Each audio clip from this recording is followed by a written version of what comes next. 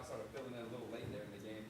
Just, I guess, overall thoughts, evaluation, how'd it go out there? I would say we kind of played together a lot more. We started lacking in the second quarter, but then we, halftime, of course, Coach Nikki came in and said a couple of things to us and came back out third quarter. And we started third quarter how we started off the first quarter. And I think, us just continuing to harp in on our defense, that kind of transferred over into our defense. So once we got back down to what we do best, everything else just started to flow. What do you think happened in that second quarter? A little lull there. I think we kind of got away from our goals and our plans. We kind of started being kind of selfish and not as a team. And then, when Coach Nikki brought it to our attention, we kind of came back out the third quarter and was like, okay, we're not going to win this game individually. We're going to win with all 5 people on the court, and that's what we started to do. Yeah, we started turning the ball over and, like y'all said, getting away from our defense, and that's what we do best. So Nikki pulled us in the huddle, reminded us of what our goals were and, got us back on track. During halftime, Coach Nikki mentioned something about free throws and kind of the lack of free throws in the first half. Yeah, it's something that we have to work on, as a team. Individually, we all have to get better at it, and it'll transfer over. In practice, we can shoot 10 in a row, and then we get in a game.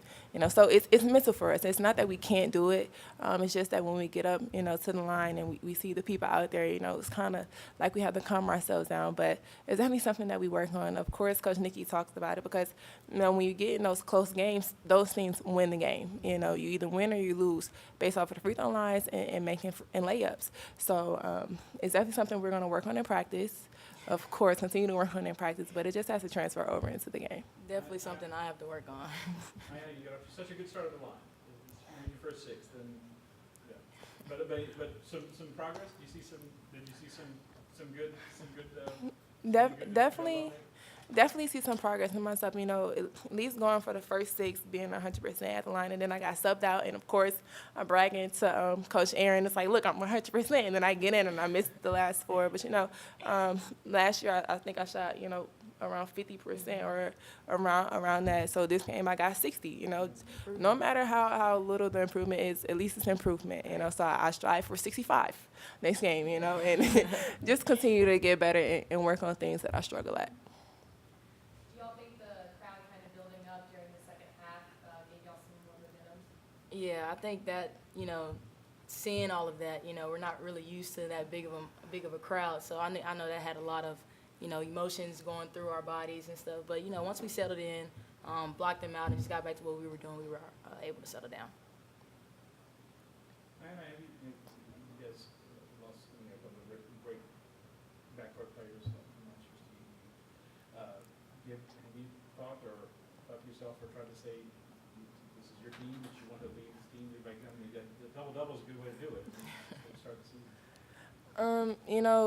I just try to go out and do what I have to do for the team in order for us to get the W. It's not about me being a leader or trying to put the team, on my back, because any given day KP can come out and give us 20 and 9 assists. You know what I'm saying? So I just try to go out there and do my job and do whatever I need to do in order for my team to win.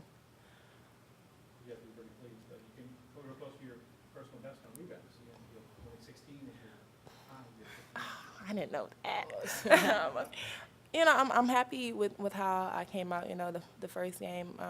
But it's definitely a blessing. I can't take any credit for it. My relationship with God has grown a lot, and that kind of transfers over into how I play. I don't play for myself. I never played for myself, and it's always been about my teammates, my family, and God first and foremost. So whatever, accolades or accomplishments that happen on the court all come from Him.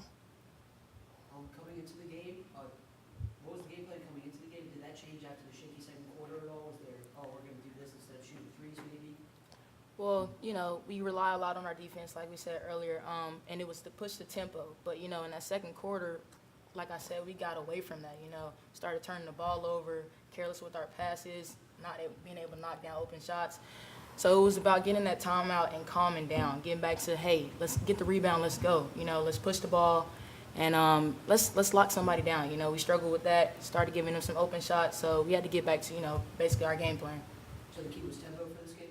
Absolutely, yeah, push the tempo. Sure. We want to run. For sure. Any